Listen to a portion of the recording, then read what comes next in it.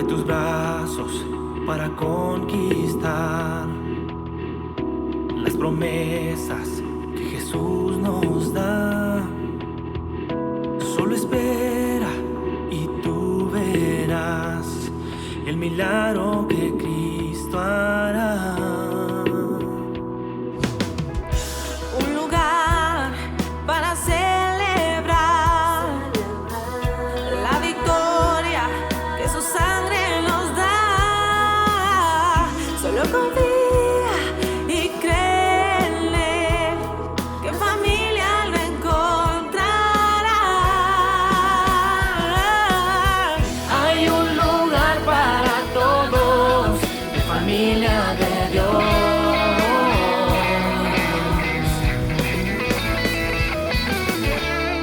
En familia de Dios.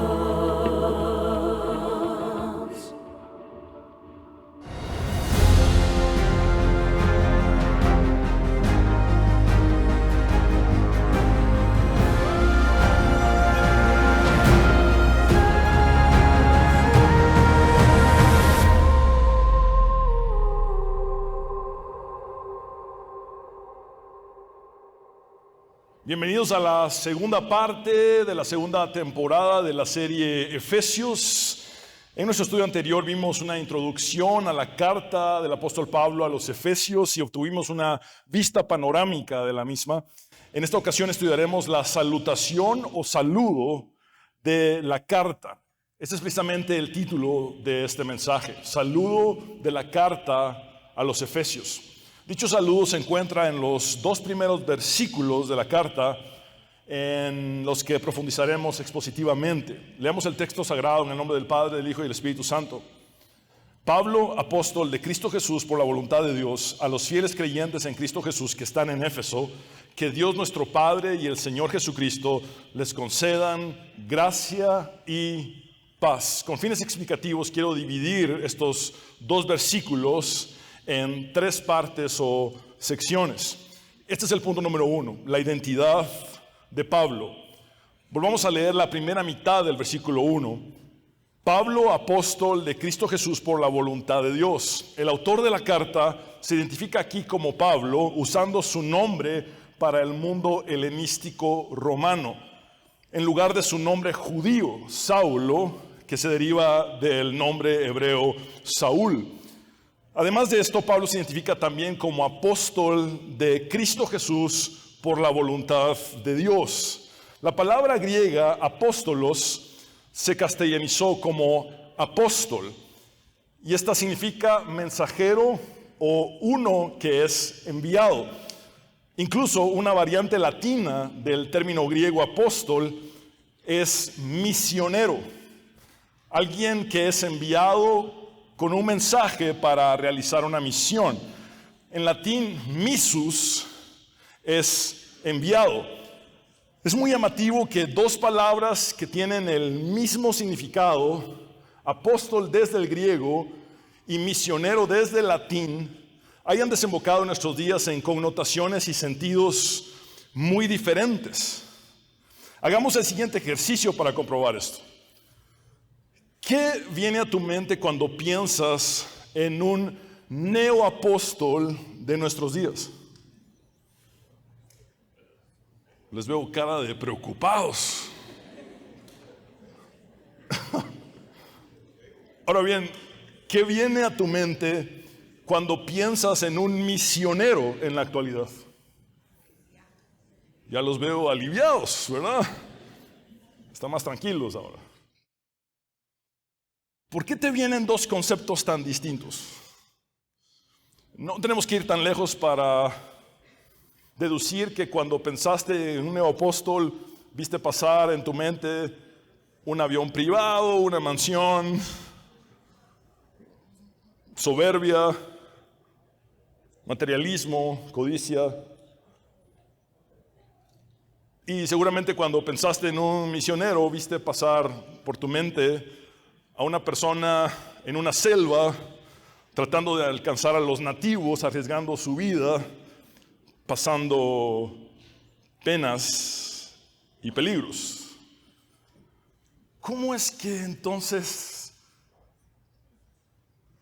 dos palabras que implican lo mismo. Alguien que es enviado con un mensaje para cumplir con una misión,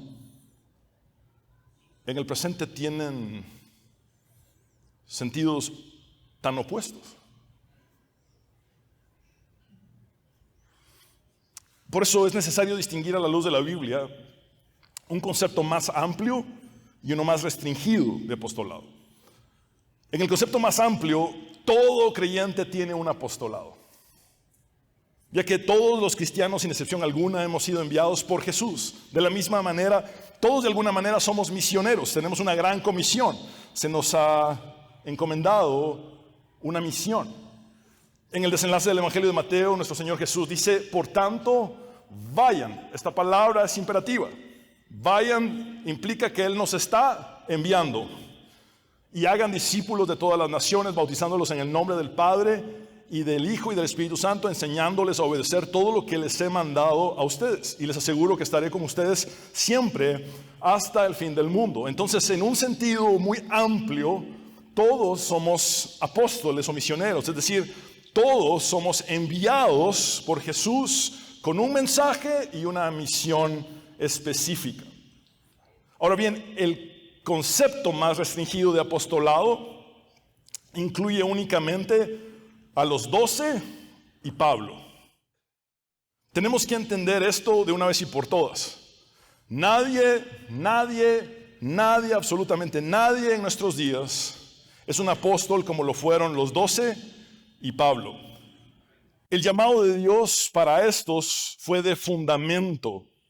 Dios puso los cimientos del cristianismo y de la iglesia usando a estos 12 y a Pablo. Nadie puede poner un nuevo fundamento. ¿Es claro? ¿O está claro?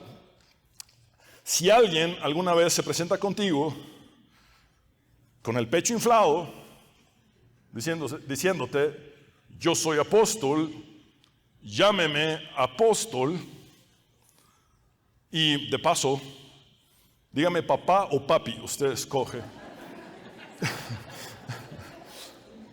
Te recomiendo que le digas algo así como esto.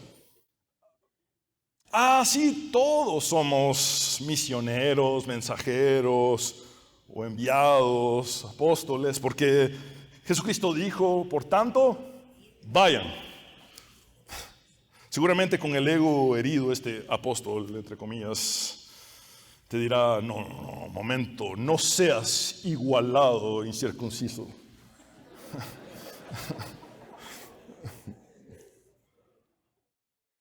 Yo soy apóstol con la misma autoridad y unción que Pablo y Pedro, y aún cosas mayores he de hacer. A lo que tú deberías responder, entonces, a la luz de Hechos capítulo 1, versículos 21 y 22, que desglosa los requisitos para ser apóstol, quiero preguntarte lo siguiente. Aquí tengo mi lista. ¿Estuviste allí el día en que Juan bautizó a Jesús? No, no. ¿Estuviste con Jesús durante todo su ministerio terrenal? No, tampoco. ¿Fuiste testigo ocular de la resurrección de Cristo? No, bueno, tampoco. No. ¿Estuviste allí en el momento en que Jesús ascendió al cielo? Tampoco. No, entonces, pero no le pegaste a ninguna. No cumpliste con ninguno de los requisitos. Seguramente este apóstol, con el ego aún más herido, te responderá, momento, mira a Pablo. Él fue un perseguidor de la iglesia y no cumplió con varios de estos requisitos y fue apóstol. A lo que tú deberías responder, ya sé. Entonces Jesús se te apareció camino a Damasco y te reveló personalmente el evangelio en Arabia. A lo que seguramente este apóstol responderá algo así como esto. No fue camino a Damasco, fue camino a Shela. Y sí, se me apareció y me reveló algo nuevo para este tiempo. A lo que tú deberías responder, entonces Jesús se te apareció camino a Shela, muy bien, y te reveló algo nuevo. Ok. Pues cuéntame, entonces, ¿cuál región del mundo alcanzaste inéditamente con el evangelio de Jesús? Y por cierto, ¿por qué debería yo llamarte papá o papi si Jesús dijo a nadie llamen padre espiritual? Y algo más, cuéntame si tienes la misma autoridad y unción que Pablo y Pedro, ¿cuál libro de la Biblia escribiste para yo leerlo?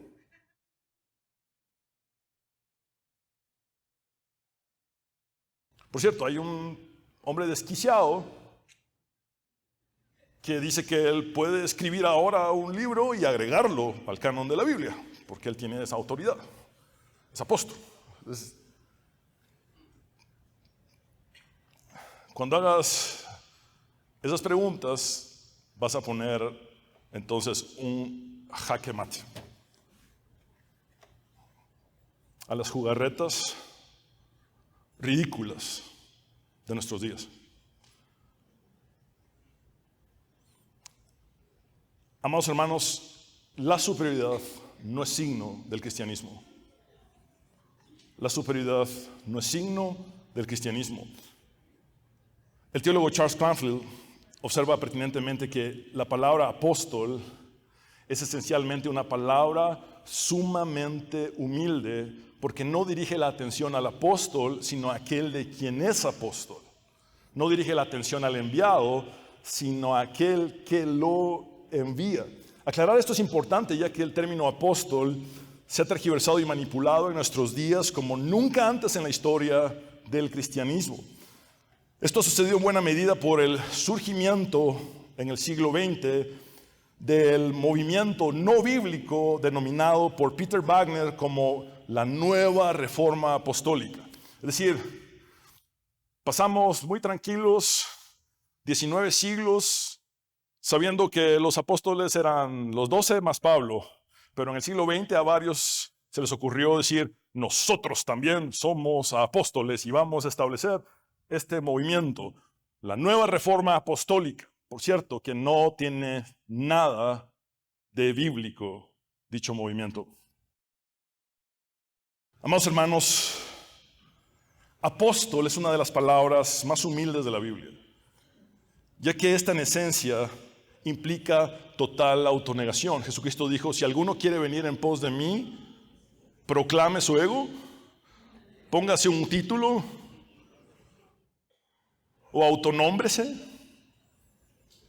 No, Jesús dijo, si alguno quiere venir en pos de mí, niéguese a sí mismo. Entonces tenemos que entender que una palabra que denota esa autonegación, que es el primer requisito que Jesús presenta para seguirle, es apóstol. Porque apóstol significa esto, no se trata de mí, se trata del que me envió. No me miren a mí, miren al que me envió. No es mi mensaje, es el mensaje de quien me envió. No es mi autoridad, sino la autoridad del que me envió. No es mi palabra, sino la palabra del que me envió. Yo soy irrelevante, el único que es importante es el que me envió. Bíblicamente la palabra apóstol no dirige la atención al enviado, sino a aquel que lo envía. Por desgracia, en nuestros días, en algunos contextos, la palabra apóstol se utiliza erróneamente para fijar la atención sobre aquellos que se autonombran con dicho título. Me atrevo a decir, sin exageración alguna, que en la actualidad, en algunos segmentos, se le ha dado al término apóstol una connotación satanizada, que va acompañada de rasgos diabólicos como el egocentrismo, el narcisismo, la megalomanía, el materialismo, la codicia y delirios de grandeza. La jerarquización enfermiza del término apóstol que se hace en nuestros días ha pervertido y depravado el concepto de liderazgo cristiano. Henry y Richard Blackaby observan lo siguiente: la dictadura espiritual suele ser la forma más opresiva de tiranía. ¿Te preocupan los dictadores políticos?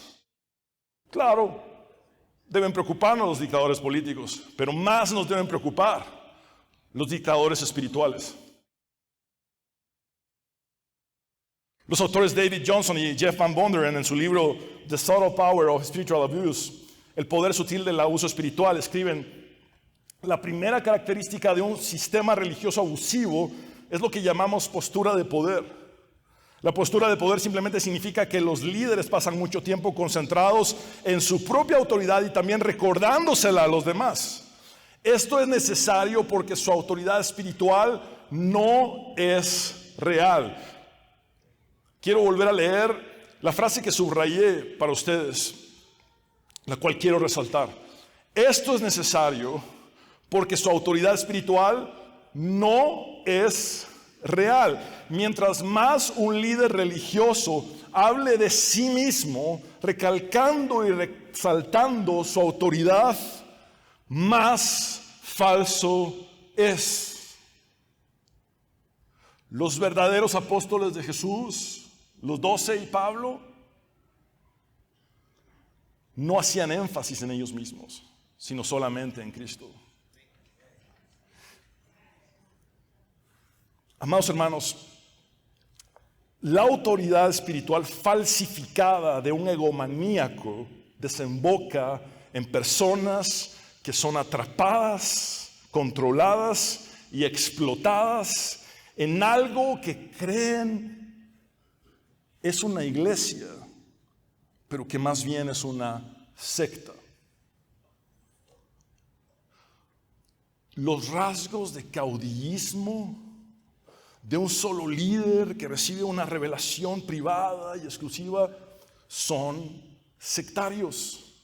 Barbara Orlovsky, en su libro titulado Spiritual Abuse Recovery, recuperación del abuso espiritual, observa pertinentemente que algunos líderes han desarrollado una imagen retorcida de la iglesia. Una vez que estos líderes se colocan en la cima de una jerarquía eclesiástica, pueden difundir la creencia errónea de la cobertura espiritual que les sirve como una herramienta de control. Ciertamente, al retorcer el significado de la palabra apóstol, utilizándola para la magnificación de su ego y no para la autonegación que ésta conlleva, retuercen también el concepto de lo que es la iglesia, implantando mitos que catapultan sistemas de control como la cobertura espiritual. No hay evidencia bíblica de un hombre pecador cubriendo espiritualmente a otro hombre pecador. No hay. El Salmo 91, tal vez en la versión de algunos diga: el que habita al abrigo del Altísimo morará bajo la sombra del omnipotente apóstol.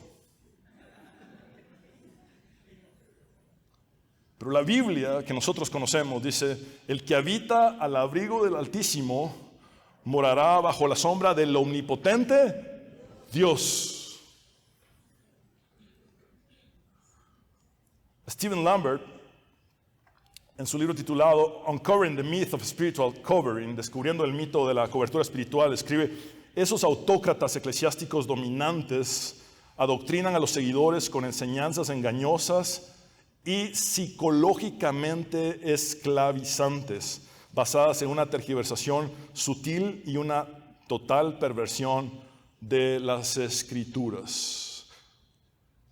¿Por qué son psicológicamente esclavizantes? Es muy fácil. Sociológicamente se sabe que una de las formas más prácticas de control de masas es el miedo. ¿O no? ¿Sí? Bueno, les voy a resumir la falsa doctrina o el mito de la cobertura espiritual a lo siguiente. Si estás bajo mi cobertura, me falta un poquito inflar el pecho. Si estás bajo mi cobertura, entonces todo marchará bien en tu vida, serás victorioso, prosperarás económicamente, tendrás salud, ningún mal te va a acontecer, porque tendrás una impartición de mi unción. Entonces, estarás seguro bajo mi cobertura. Ahora bien, si osas irte de mi cobertura, el coco se va a comer a tu familia y a vos. En el mundo teológico denominamos esto como la hechicería vudú cristianizada. ¿Han visto ese muñequito al que le ponen alfileres? Es como si alguien que sale de una secta se va, pero en la secta se quedan con un muñequito que lo representa y le clavan alfileres. Le va a ir mal porque traicionó a nuestro líder al cual idolatramos. Y en el momento en el que, en un mundo que tendremos aflicciones, está garantizado, ¿verdad? En el mundo tendremos, ¿qué dijo Jesús? Aflicción. Entonces, en el momento en el que a esa persona que se fue del grupo le ocurre algo, ¿ya vieron esa aflicción? Es por haber traicionado a nuestro apóstol y por haber salido de la cobertura. Clávenle más alfileres al muñequito. ¿Sí me estoy explicando en lo que les estoy diciendo? Lambert también observa lo siguiente en su libro: la cobertura espiritual en la línea que la presentan sus proponentes y proliferadores es una mentira absoluta y un mito completo. Es toda una fabricación inventada por los creadores de estas doctrinas falaces, mediante las cuales facilitan y perpetúan sus objetivos puramente autoengrandecidos de subyugación, dominación y control de las ovejas del rebaño de Dios. Así o más claro. La iglesia cristiana actual necesita regresar a la senda antigua para desintoxicar, purificar y recuperar el sentido original del término apóstol, el cual dista mucho del entendimiento y el uso que se le da en el presente. El mal uso que se hace del término apóstol en nuestros días fomenta la idolatría a un hombre y promueve el culto a la personalidad de un líder caudillo sectario. Cuando todo gira alrededor de un solo líder y de quién es este y la revelación privada que recibe, eso, mis amados hermanos, es idolatría y culto a la personalidad. No existe evidencia alguna en la Biblia de un pastor que haya sido ascendido a apóstol. Muéstrenme un solo pastor en la Biblia que fue ascendido a apóstol. Si me lo muestran, con mucho gusto, yo pediré perdón y me someteré a la autoridad y la cobertura de los apóstoles. Pero buscando de pasta a pasta en toda la Biblia, que he estudiado con las pestañas quemadas y no me jacto de eso, sino que lo digo con humildad, reconociendo que ese libro supera por mucho nuestra capacidad de entendimiento. No encontramos un solo pastor que haya sido ascendido a apóstol, mucho menos a un apóstol que haya sido ascendido a patriarca de apóstoles, como algunos se autoascienden y autonombran en el presente, que al parecer ya la tendencia es autonombrarse también arcángel, ¿verdad? Como decía alguien, pobrecitas sus esposas, ¿cómo aguantan tanto ego? Es lo que diría un hermano. No existe evidencia alguna, mis hermanos, de algo así, de una práctica así en la Biblia. No hay nada que en el liderazgo cristiano nos diga que debemos pujar hacia arriba, que me asciendan. No hay nada de esto. Jesús dijo que ¿quién es mayor? ¿El que se sienta a la mesa o el que sirve la mesa? En el mundo, dijo, es el que se sienta a la mesa, pero en mi reino no será así. El mayor entre ustedes será el que más sirva. Entonces no hay nada que nos dicte en la Biblia que debemos aspirar a ascender y estar arriba y arriba y arriba. No hay nada como eso. Lo que sí hallamos en la Biblia es a un apóstol que es llamado a pastorear las ovejas de Cristo, al cual nuestro Señor Jesús resucitado le profetiza que por pastorear sus ovejas moriría crucificado cuando fuera viejo. ¿A quién me refiero? A Pedro, quien de acuerdo a la tradición murió crucificado de cabeza por haber amado y pastoreado a las ovejas de Jesús. Este Pedro, siendo ya un hombre mayor, sabiendo que pronto llegaría el día en que moriría crucificado, como Jesús se lo había predicho décadas atrás. Imagínense lo que es vivir décadas sabiendo que Jesús le había dicho, te van a crucificar cuando estés viejo. Ya siendo un hombre mayor, Pedro escribe en su primera carta: les ruego a los ancianos, yo que también soy anciano como ellos, un momento. aquí entonces pareciera que Pedro se degradó, hermanos. Porque ¿cómo es que, según el sistema de autoridad actual, se bajó de apóstol a pastor y de pastor se bajó a anciano? Miren, ahora dice que es anciano. Es que esos sistemas jerárquicos no eran parte de la iglesia primitiva. Los términos ancianos, presbíteros, obispos, pastores, todos son sinónimos. Nadie andaba pujando hacia arriba. Les ruego a los ancianos, yo que también soy anciano como ellos y testigo de los sufrimientos de Cristo, y que tendré junto con ellos parte en la gloria de Cristo. Es decir, estoy sentenciado a sufrir como mi Cristo. Que como pastores, cuiden ustedes a las ovejas de Dios que están a su cargo. No lo hagan porque es su obligación, ni por ambición de dinero, sino porque tienen el deseo de servir como Dios quiere. ¿Percibes aquí los ecos del discurso de Pablo a los líderes de la iglesia de Éfeso en Mileto, a los cuales les advierte que no caigan en el materialismo al cuidar de las ovejas del Señor? Pedro continúa diciendo, no traten a los que están bajo su cuidado como si ustedes fueran dueños de ellos, sino sírvanles de ejemplo.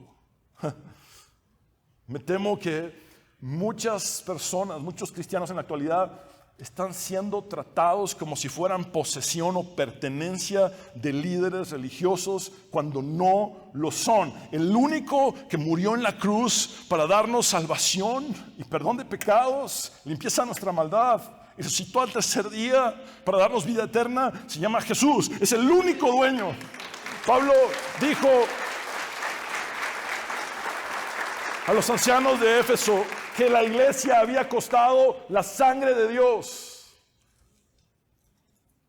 Es la valiosa iglesia de Jesucristo que fue comprada con la sangre de Dios, del Dios hecho carne que murió en la cruz. Él es el dueño de las ovejas. Él es el dueño de su iglesia.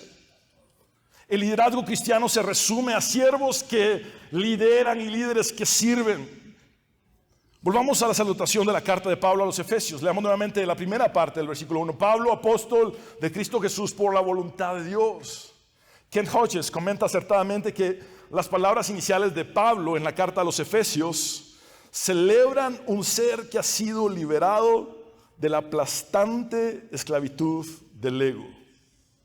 Las palabras iniciales de Pablo en la carta a los Efesios celebran un ser que ha sido liberado de la aplastante esclavitud del ego. Es decir, la primera línea que Pablo escribe en la carta es autonegación.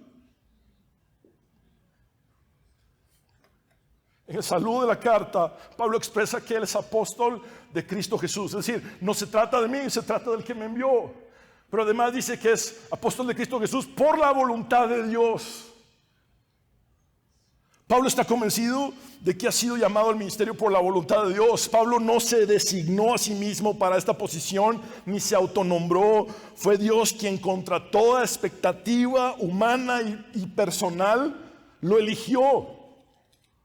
Por consiguiente, cuando Pablo dice las palabras por la voluntad de Dios, lo hace connotando la gracia inmerecida de Dios sobre él y enfatiza que no hubo ningún mérito personal en él para recibir tal asignación y llamamiento de Dios. La carta a los Efesios tiene más referencias a la voluntad de Dios que cualquier otro libro de la Biblia, excepto por el Evangelio de Juan. Lo que se resalta aquí no es tanto la necesidad de los cristianos de encontrar la voluntad de Dios, sino la decisión absoluta de Dios en su soberanía. Es decir, el hecho de que Pablo era apóstol de Cristo Jesús fue porque Dios lo quiso y lo determinó así. ¿Ustedes creen que Saulo de Tarso alguna vez tuvo en su radar de vida ser apóstol de Cristo Jesús? Un perseguidor y enemigo de la iglesia nunca se habría ofrecido voluntariamente para este ministerio apostólico. Tampoco la iglesia que este perseguía lo habría escogido jamás para tal ministerio apostólico. Es más, cuando se enteraron que Saulo se había convertido y ya se presentaba como Pablo, los hermanos estaban dudando: ¿será que lo saludamos? ¿Será que nos acercamos? Sin embargo, es la voluntad de Jesús para Pablo la que hace toda la diferencia y le da un giro rotundo a su vida y propósito. Whitney Nichols dice que algunas de las mejores cosas que Dios hará en tu vida no estarán en tu agenda. Algunas de las mejores cosas que Dios hará en tu vida no estarán en tu agenda. Unos 28 años antes de escribir la carta a los Efesios, Saulo de Tarso iba rumbo a Damasco con la agenda de perseguir a los cristianos. Esa era su agenda personal, perseguir a los cristianos. Sin embargo, lo mejor que le pasó en su vida fue aquello que no estaba en su agenda personal, ni en la agenda de los demás, sino exclusivamente en la agenda de Dios. Jesús interrumpió abruptamente la vida de Saulo de Tarso, preguntándole: Saulo, Saulo, ¿por qué me persigues? Saulo respondió: ¿quién eres, Señor? Y el Señor le dijo: yo soy Jesús, a quien tú persigues. Dura cosa te es dar coces contra el aguijón. Saulo, temblando y temeroso, dijo: Señor, ¿qué quieres que yo haga? Ciertamente esa es la mejor pregunta que alguien puede hacerle a Jesús. Señor, ¿qué quieres que yo haga? Jesús hizo de un violento perseguidor de la iglesia el mayor misionero del cristianismo. Independientemente de cuál sea nuestra historia de vida, si la gracia de Dios fue suficiente para Pablo, también lo es para ti y para mí. Esto nos lleva a comprender que la voluntad de Dios es hacer de nosotros lo que nunca antes fuimos. Esta realidad nos conduce a soltar nuestros sentimientos de culpa y deficiencia para dejarlos al pie de la cruz y decirle sí a Cristo. Pablo lo hizo y el mundo nunca ha sido el mismo desde entonces, porque Pablo predicó el único santo y verdadero evangelio de Jesús. Punto número 2, la identidad de los destinatarios. En la segunda parte del versículo 1, Pablo dice que la carta está dirigida a los fieles creyentes en Cristo Jesús que están en Éfeso. Una traducción más textual sería la que hallamos en la Reina Valera 1960. A los santos, el término ahí es ayos, a los santos y fieles en Cristo Jesús que están en Éfeso. Y si usamos de referencia los códices más antiguos y fieles del Nuevo Testamento, como el Códice Sinaítico, el Códice Vaticano o el Papiro Chester Beatty, la traducción omitiría la expresión en Éfeso. En efecto, quiero mostrarles esta fotografía, que es una captura de pantalla que realicé desde el sitio en internet del Códice Sinaítico, que data del siglo IV, que fue escrito aproximadamente entre el año 330 y el año 350 después de Cristo. Pude ampliar los dos versículos que estamos estudiando en esta ocasión. Por favor, observen que al margen del lado izquierdo se le añadió posteriormente a la expresión en griego en Éfeso. Es decir, originalmente la carta no tenía el topónimo Éfeso, no decía en Éfeso. De hecho, hice la siguiente traducción para ustedes. La segunda parte del versículo 1 dice así: a los santos que también son fieles en Cristo Jesús. Observen que no dice que están en Éfeso. Esto se siente más personal para nosotros, ¿verdad? A los santos que también son fieles en Cristo Jesús. Esta es la misma lectura que hace la Revised Standard Version en inglés. Noten que, como ya se los he dicho, de acuerdo a los manuscritos más antiguos y fieles, he omitido la expresión en Éfeso, lo cual nos hace tener presente que esta es una carta circular, como lo vimos la semana anterior. Está dirigida tanto a la iglesia de Éfeso como a todas las iglesias de la región que fueron ramificaciones de esta iglesia madre de Éfeso. Y ha fungido como el tratado del cristianismo por excelencia. Quiero mostrarles la siguiente gráfica en la cual he tratado de plasmar las tres dimensiones en las que debemos entender la carta a los Efesios. Evidentemente la conocemos de entrada como la carta a los Efesios porque se titula así. Ahora bien, al adentrarnos en los manuscritos más fieles y antiguos, nos damos cuenta que no solo era una carta dirigida a los Efesios, sino que también era una carta circular. Recordemos que desde Éfeso entró el Evangelio y la palabra de Dios a toda la región del Asia Menor. Entonces, la carta sí iba dirigida a los Efesios, pero también a todas las iglesias de la región que fueron ramificaciones de esta. Por otro lado, debemos entender también esta carta como un tratado del cristianismo. Un tratado del cristianismo. Es decir, si alguien quiere saber qué es el cristianismo, de qué se trata el cristianismo y cómo se vive el cristianismo, la carta a los Efesios es clave. Volvamos a nuestro texto base. Al dirigir la carta a los santos, Pablo resalta principalmente que al igual que Dios lo había llamado a él por su voluntad divina, de forma inmerecida, a ser apóstol, Dios también había decidido apartar a los creyentes para sí mismo. La idea clave para la palabra santos aquí implica ser apartados para Dios. Al creer en Cristo Jesús, Dios nos aparta para Él. Los destinatarios de Pablo son descritos como santos porque Dios los había puesto aparte para que fueran su pueblo en el nuevo pacto. De hecho, Pablo llama santos a sus lectores en 9 ocasiones en la carta a los Efesios.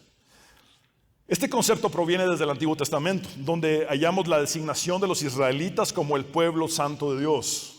Esto significaba que Dios los había escogido de entre todos los pueblos de la tierra y los había apartado para que le pertenecieran a Él. Una y otra vez a lo largo del Antiguo Testamento encontramos esta expresión: y ustedes serán mi pueblo y yo seré su Dios. Fueron apartados. Ese es el sentido de la palabra santos aquí. Pablo expresa que la iglesia es ahora en el nuevo pacto el pueblo de Dios, gracias a la obra de Jesucristo.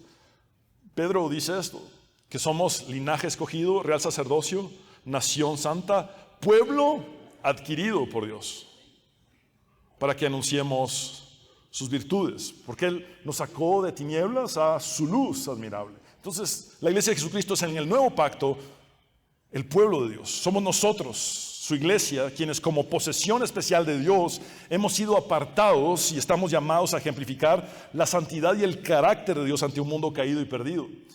El biblista Francis Folkes observa pertinentemente que las personas no son santas en este sentido por mérito personal. Son apartadas por Dios y en consecuencia están llamadas a vivir en santidad. Así, la palabra expresa a la vez el privilegio y la responsabilidad del llamado de cada cristiano, no el logro de unos pocos elegidos. Esto nos lleva a comprender el siguiente principio: por cuanto Dios nos ha hecho santos al apartarnos para Él, nuestro estilo de vida debe enfocarse en buscar y reflejar la santidad. Esto es lo que algunos explican como santidad posicional y santidad progresiva. Por favor, repitan conmigo: santidad posicional. Ahora repitan: santidad progresiva. La santidad posicional acontece cuando creemos en Jesús y Dios nos aparta para Él, nos pone en una posición de apartados para Dios, que somos pertenencia de Dios. La santidad progresiva surge como resultado de la santidad posicional, no es a la inversa. Es decir, una vez que Dios nos aparta para Él, santidad posicional, entonces experimentamos la santidad progresiva, la cual acontece cuando nuestra conducta y carácter van reflejando más y más la búsqueda y crecimiento constante en la santidad. C.S. Lewis dijo que el cristiano no cree que Dios nos amará porque seamos buenos, sino que Dios nos hará buenos porque nos ama. Es lo mismo con la santidad. Dios no nos ama porque seamos santos, sino que Dios nos hará santos porque Él nos ama. Entonces, de entrada, cuando creemos en Jesús, nos posiciona como santos, apartados, pero de allí empieza para nosotros un caminar en la santidad progresiva, en la que cada vez más y más buscamos ser como Jesucristo. Un santo es alguien cuya vida entera apunta a Cristo. En otras palabras, un santo es alguien que piensa, habla y actúa apuntando a Cristo. Un santo es alguien cuyas actitudes y relaciones apuntan a Cristo. Pablo dice que estos santos a los que va dirigida la carta también son fieles en Cristo Jesús. No lo quiero complicar, pero la frase griega, pistis en Cristo Jesús, tiene dos traducciones posibles, una en un significado activo y otra en un significado pasivo. Si tomamos el adjetivo pistis en un significado activo, la traducción sería creyentes en Cristo Jesús, es decir, se refiere a aquellos que creen, que tienen fe en Cristo Jesús. Ahora bien, si tomamos el mismo adjetivo pistis en un significado pasivo, la traducción sería fieles en Cristo Jesús. Esto evidentemente habla de fidelidad, franqueza, honestidad, lealtad a Cristo. Ahora bien, si esto sonó muy complicado, lo voy a simplificar a la mínima expresión. Una misma frase griega que Pablo escribe en el saludo de la carta a los Efesios nos presenta dos posibilidades de traducción. Una es creyentes en Cristo Jesús y la otra es fieles en Cristo Jesús. El erudito Armitage Robinson propone que los dos sentidos, ya sea creyentes en Cristo Jesús o fieles en Cristo Jesús, están entremezclados y que lo que parece ser una ambigüedad en el griego es más bien una ampliación de significado. Por cierto, la mayoría de versiones ponen fieles en Cristo Jesús. Pero más bien debemos verlo como creyentes en Cristo Jesús y fieles en Cristo Jesús, ya que los cristianos somos tanto creyentes como fieles en Cristo Jesús. Ciertamente sería muy difícil pensar en un creyente auténtico que sea infiel a Jesús, o en alguien que sea fiel sin ser creyente. Esto nos conduce al siguiente principio: nuestra fe en Cristo se expresa en nuestra fidelidad a Cristo. Nuestra fe en Cristo se expresa en nuestra fidelidad a Cristo. Dime cuán fiel eres a Cristo y te diré cuánto crees en Él. La fidelidad del creyente conlleva obedecer las enseñanzas y los mandatos tanto espirituales como éticos de Cristo. Si creemos en Jesús, seremos fieles a Jesús. La frase en Cristo Jesús, por favor repitan conmigo, en Cristo Jesús. Me atrevo a decir que esta es una de las frases más importantes de los escritos paulinos. Aunque sea corta esta frase, no debe pasar desapercibida, ya que esta es una fórmula central en la teología de Pablo. Esta fórmula paulina resalta la unión del creyente con Cristo. Expresiones como en Cristo, en el Señor, en Cristo Jesús, en Él, entre otras variaciones, resaltan la unión del creyente con Cristo. Y estas expresiones son dominantes en la enseñanza y la teología de Pablo, apareciendo unas 216 veces en sus escritos. Básicamente, estar en Cristo significa que el creyente tiene una unión profunda e indisoluble con el Señor Jesucristo. A lo largo de los escritos paulinos, la fórmula en Cristo y las variaciones de esta indican las diversas maneras en las que los creyentes estamos relacionados con el Señor, de tal forma que somos totalmente inseparables de Jesús. Nada nos puede separar de su amor. Nada nos puede separar de nuestro Señor. La unión con Cristo es una verdad central. De hecho, es una realidad fundamental de la vida y experiencia cristianas. James Stewart observa que el corazón de la religión de Pablo es la unión con Cristo. Si la enfatiza 216 veces en sus 13 cartas, o en su teología, o en el cuerpo paulino del Nuevo Testamento, créanme que es trascendental para Pablo. El corazón de la religión de Pablo es la unión con Cristo. Esta, más que cualquier otra concepción, es la llave que abre los secretos de su alma. Es decir, para Pablo todo se trataba de su unión con Cristo, mientras que a la vez él expresa que trabajaba y luchaba para que otros maduraran en su unión con Cristo. El creyente está identificado con Cristo Jesús está en Cristo Jesús, está unido a Cristo Jesús, tiene una relación personal y dinámica con Cristo Jesús, basa su identidad en Cristo Jesús y recibe toda bendición espiritual en Cristo Jesús. Amados hermanos, todo lo que anhelamos, necesitamos y deseamos se encuentra en Cristo. El salmista dijo: fuera de ti nada deseo en la tierra. No hay nada que necesites, que anheles, que quieras, que sueñes, que esté fuera de Cristo. Todo está en Cristo. La expresión en Cristo y las diferentes variaciones de esta aparecen no menos de 35 veces en la carta de Pablo a los Efesios, más que en cualquier otro libro de la Biblia. En otras palabras, el libro que más enfatiza y resalta la unión del creyente con Cristo Jesús es Efesios. Efesios en su conjunto puede entenderse como un tratado de sabiduría sobre las implicaciones de estar en Cristo. John Stott aporta que estar en Cristo es encontrar realización personal, disfrutar de la unidad fraterna y experimentar una transformación radical. Solo entonces podremos convertirnos en sal y luz del mundo, compartiendo las buenas nuevas con los demás, generando un impacto en la sociedad y sobre todo buscando traer honor y gloria a su maravilloso nombre. Esto nos lleva a comprender que estar en Cristo es vivir dentro de la esfera de existencia que Cristo define. Se lo repito. Estar en Cristo es vivir dentro de la esfera de existencia que Cristo mismo define. Nuestra existencia se resume y concentra no en una religiosidad, sino en una persona. En la persona de Cristo. ¿En quién es Él? En lo que Él ha hecho, en lo que Él nos ha dicho y enseñado para hacer su voluntad y cumplir con su propósito. Punto número 3 y final: los recipientes de la gracia y paz de Dios. Pablo dice en el versículo 2 que Dios nuestro Padre y el Señor Jesucristo les concedan gracia y paz. Pablo usó las palabras gracia y paz como el saludo estándar y característico de sus cartas. El apóstol anhelaba que sus lectores experimentaran la gracia y la paz de Cristo en su vida diaria.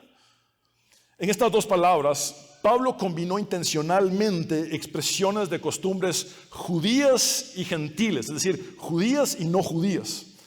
El saludo judío desde la antigüedad hasta nuestros días sigue siendo el término hebreo shalom, que en griego es irene, el cual se traduce al castellano como paz. Por otro lado, los gentiles o no judíos se saludaban los unos a los otros usando la palabra griega charis, que se traduce como gracia. Es decir, en aquel contexto, si tú escuchabas a alguien saludando de esta manera, shalom, inmediatamente sabías que era un judío.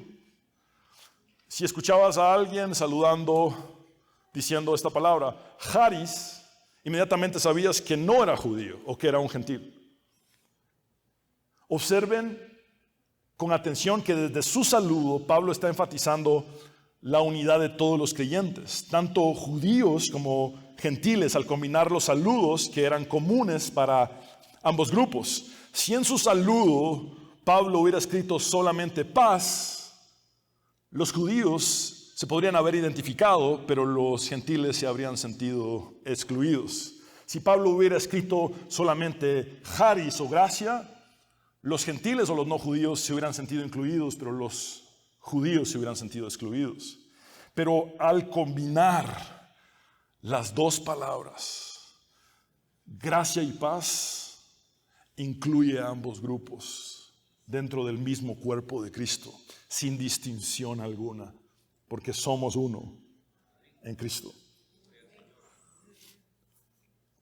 Dicho esto, debemos tener presente que si bien Pablo usó estos términos comunes para ambos grupos, les dio a los mismos el sentido cristiano. Es decir, cuando Pablo escribe charis o gracia, no significa lo mismo que en el saludo entre los paganos. En Cristo, la gracia es el favor inmerecido de Dios sobre nosotros, los pecadores. Gracia es cuando recibimos de Dios lo que no nos merecemos ni nos hemos ganado en lo absoluto. Es solamente mediante la gracia de Dios que un pecador puede llegar a ser aceptable ante Dios. Hanson brinda el siguiente concepto: gracia significa el amor gratuito, inmerecido e inesperado de Dios y todos los beneficios, deleites y consuelos que fluyen de esta. Esto significa que mientras éramos pecadores y enemigos, hemos sido tratados como hijos y herederos. Por favor, vean la última frase una vez más. Esto significa que mientras éramos pecadores y enemigos, hemos sido tratados como hijos y herederos. Más adelante en el capítulo 2, versículos 8 y 9 de la carta, Pablo dice: porque por charis, gracia, ustedes han sido salvados mediante la fe. Esto no procede de ustedes, sino que es el regalo de Dios y no por obras, para que nadie se jacte. En cuanto a la paz, la palabra hebrea shalom, que absorbe el término irene en griego, significa mucho más que paz, ya que esta implica plenitud, completitud, bienestar, tranquilidad. Por ejemplo, cuando se termina de construir el primer templo, el texto bíblico dice algo así como esto: el templo está shalom. ¿Saben qué significa esto? El templo está completo, está completado. Shalom es más que paz, es plenitud, completitud, bienestar. Pero Pablo va aún más allá y se refiere a la paz no solamente como el judaísmo la entendía, sino como la paz que Cristo estableció entre los creyentes y Dios mediante su muerte en la cruz. La paz es esto: que Cristo reconcilió a los pecadores con el Dios Santo. Eso es paz. El verdadero shalom o la verdadera paz solamente está disponible en Cristo. Y lo digo de una forma más explícita: el verdadero shalom o la verdadera paz no está en el judaísmo, sino en la persona de Cristo. Por cierto, un segmento de la iglesia evangélica está coqueteando con volver al judaísmo, como si hubieran sacado del canon bíblico la carta a los Gálatas, que es una de las primeras que Pablo escribe, donde advierte que no debemos volver a las prácticas del judaísmo, porque somos cristianos. Eso es lo que somos. Somos cristianos, somos el pueblo de Dios en el nuevo pacto, la iglesia de Jesucristo. Esa es nuestra identidad. Y la paz verdadera está en la persona de Cristo. Está en Él y nada más que en Él. En el Mesías de Dios, el Hijo de Dios. Jesús dijo: la paz les dejo, mi paz les doy. Yo no la doy como el mundo la da. No dejen que su corazón se turbe y tenga miedo. Es gracias a Cristo que podemos experimentar la paz de Dios. Pero además de esto, podemos tener paz con Dios. Una cosa es tener la paz de Dios y otra cosa es tener paz con Dios, porque hemos sido reconciliados con Él por medio de Jesucristo. De igual manera, es gracias a Cristo que podemos tener paz interior, paz con nosotros mismos y con los demás. Gooch explica muy bien la relación entre la gracia y la paz diciendo: la gracia es el favor gratuito de Dios. La paz es la condición que resulta de su recepción. Esto nos lleva a comprender el siguiente principio que he personalizado para ti. Cuando recibes la gracia de Dios, tu condición es tornada en paz. Cuando recibes la gracia de Dios, tu condición es tornada en paz. En un momento de prueba y aflicción, Jesús le dijo a Pablo: bástate mi gracia. Y Pablo experimentó cómo el poder de Cristo se perfeccionó en su debilidad personal. Sea cual sea nuestra situación, si recibimos la gracia de Dios, experimentaremos que nuestra condición se tornará en paz. Jesucristo aclara muy bien que la paz que Él ofrece no es de este mundo. Y no es como la paz que el mundo ofrece.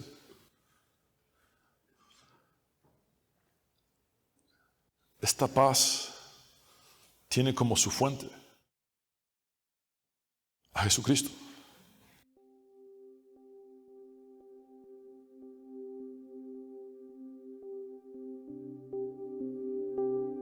En esencia, esa paz puede ser vertida solamente por aquel que es la fuente de dicha paz, el Dios hecho carne, que ha hecho de nosotros recipientes de la gracia, el favor inmerecido de Dios, que torna nuestra condición en paz. Y esta paz tan no es de este mundo que supera nuestro intelecto. Pablo la define así: la paz que sobrepasa todo entendimiento. No la vas a lograr explicar, pero la vas a experimentar. No va a tener sentido que alguien en esa situación tenga paz, pero la va a tener. Una paz que supera la lógica humana. Pareciera que no habría motivos en mi situación presente para tener paz, pero cuando recibo el favor inmerecido que jamás me gané, que jamás obtuve por mérito personal, recibo ese favor inmerecido de Dios, entonces mi situación se torna en paz que supera toda aflicción, todo dolor, toda prueba, toda enfermedad, que supera mi propio intelecto, mi propio entendimiento. E insisto en esto: aunque los mejores teólogos y biblistas de este planeta estén limitados para explicar esa paz,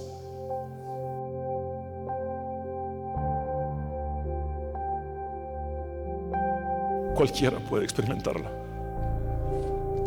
Aun cuando yo no pueda definir plenamente esa paz, todos podemos vivirla al recibir la gracia de Dios.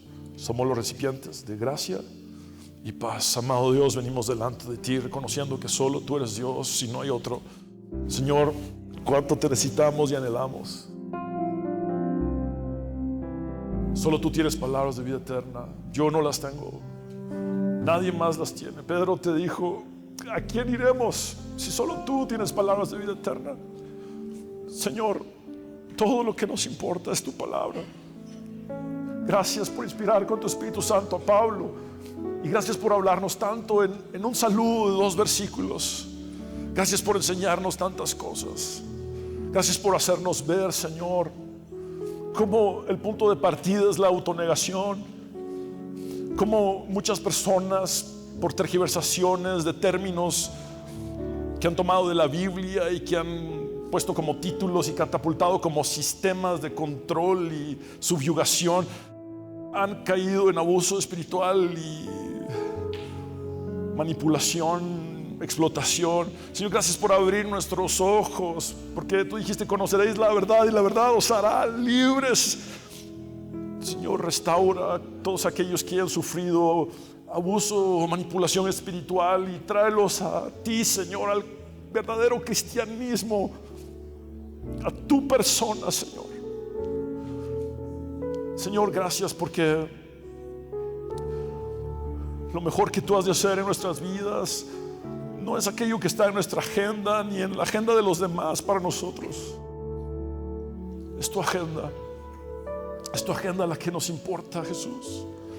Señor, gracias por haber interrumpido la vida de un perseguidor y enemigo de tu iglesia y hacer de él el mayor misionero del cristianismo. Esa misma gracia está sobre nosotros. Si lo hiciste con él, puedes hacerlo con cualquiera de nosotros, sea cual sea nuestro pasado y nuestra historia. Hoy queremos dejar nuestra culpabilidad y nuestros sentimientos de deficiencia a los pies de la cruz y decirte: Jesús, sí, aquí estoy. ¿Qué quieres que yo haga? Señor, gracias por hacernos entender que al creer en Jesús, tú nos has apartado para ti y has hecho de nosotros santos posicionalmente. Ahora ayúdanos a vivir en esa santificación progresiva, Señor, que podamos cada día más y más crecer y ser transformados y ser más y más como tú, reflejando tu santidad a un mundo caído y perdido. Señor, henos aquí como recipientes de tu gracia y tu paz. Derrama sobre nosotros todo tu favor, todo el favor que ninguno de nosotros merece, todo el favor que ninguno de nosotros se ha ganado, todo el favor para el cual no hemos presentado mérito alguno. Derrama sobre nosotros tu gracia, Dios, y torna nuestra condición en paz, no en la paz que este mundo ofrece, no en la paz que una religiosidad ofrece, sino en la paz que proviene de una sola fuente. Tú dijiste: mi paz, es decir, tú eres la fuente de esa paz, y hoy recibimos tu paz.